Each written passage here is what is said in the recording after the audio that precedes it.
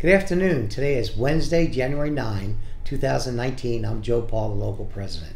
This is the first video of the new year, and I want to say Happy New Year to everybody. This year will be an even better year than last year for the local and for the national APWU, and we're hoping to get a contract. As of right now, no news on the contract. We could still wind up going and getting a tentative agreement prior to go to arbitration, but right now it looks like we're scheduled for arbitration. As I hear anything more, I'll let you know. I'm going to jump around with a handful of things I want to talk about. First of all, this continues to happen, and I've mentioned it many times, so I'm going to mention it again. Whenever management wants to call you in for an investigative interview, or you get a letter of warning or suspension, request a steward. They do not have to give you a steward unless you request one. Always request one. If you request one and you don't get one, let us know within a day or so. If you don't hear within a day, we need to know about it. Another big thing that I'm hearing a lot of questions about, I'm actually fielding a lot of questions, is about the Wounded Warrior Leave.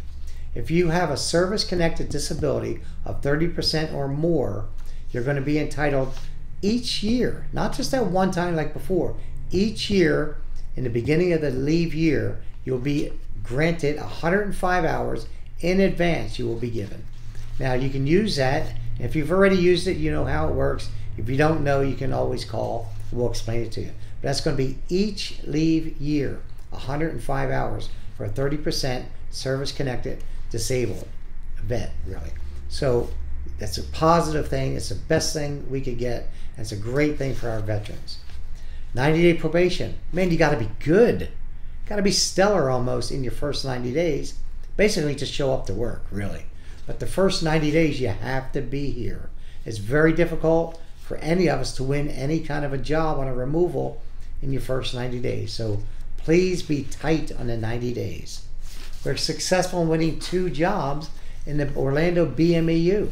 Management tried to revert the jobs. I sent challenge letters back and forth, and Wanda was able to secure 2 of those jobs. They're going to be posted shortly. Now, Orlando BMEU is domiciled in the Seminole PNDC, but it's available for the Orlando bid cluster.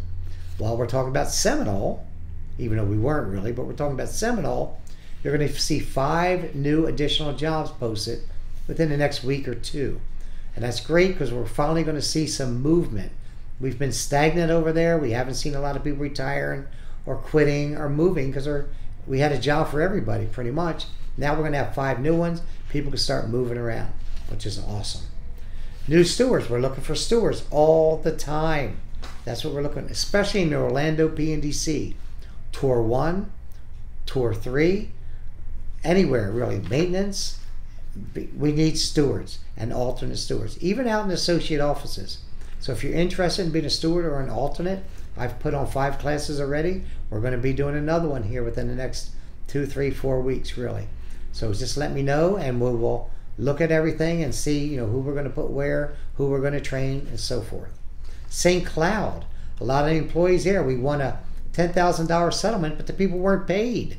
We have a problem with that. We found that out from some of the employees. So we've stayed on top of area level labor, and now they have secured the money, and it's in the grievance arbitration system, the GATS. They've actually put it in payroll adjustments, so you will get it within a pay period or 2. If you do not, call me back. We need to know. The contract, as I said already, we haven't heard anything.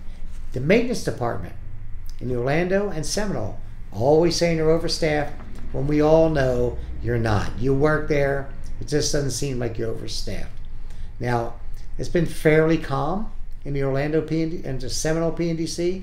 In the Orlando, we're having some problems with people requesting stewards and not seeing the stewards, or holding them back from one steward to see another steward, and constant harassment issues. We're hoping to put an end to that, and we're staying on top of that.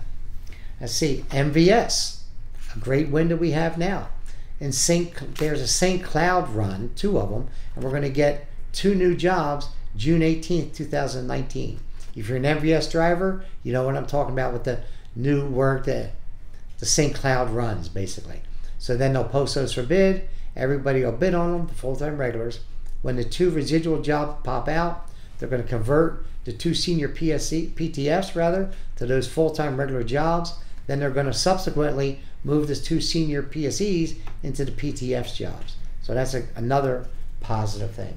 Now let me talk a little bit about some things that are going on Tour 3. Now during the month of October and November, because December doesn't matter really, and the exclusionary period for penalty pay is over, but during the month of October and November, for the people over there that were working well over 60 hours a week, a grievance was filed by Kathy Holmes, and it resulted, because that's the contract language there, anything over 60 hours in a service week, any month other than December, the remedy is a 50% premium if you file a timely grievance, which she did. So she's secured close to $10,000 in settlements, and she's already told a handful of people who they expect to get what. Normally we don't tell everybody, but we wanted you to know exactly what we believe you should be getting. And Kathy is working with Robin Cameron, the district postal service labor rep, to get that taken care of. Another thing, the one-man staffing, continue to file those. We do get questions from some of the members, but Kathy has got grievances in the system, tons of grievances, as you know. It's not a delay on her part, it's a delay on the services part. So she's working with that to try to get payments. And we want to get these settlements done here locally rather than send them up to step 3, because we never know what we'll get. We never know when we'll get. So we're trying to do it that way. Also, we have a union meeting. Today's Tuesday. Excuse me, it's Wednesday. Tomorrow's a union meeting at 7 o'clock. We'd love to have you here. I have a whole lot more to talk about, but really I don't want to talk so much more, and you don't want to watch me much more. So until next time, I want to thank you for being members of our Central Florida Area Local and proud members of the APWU. Thank you.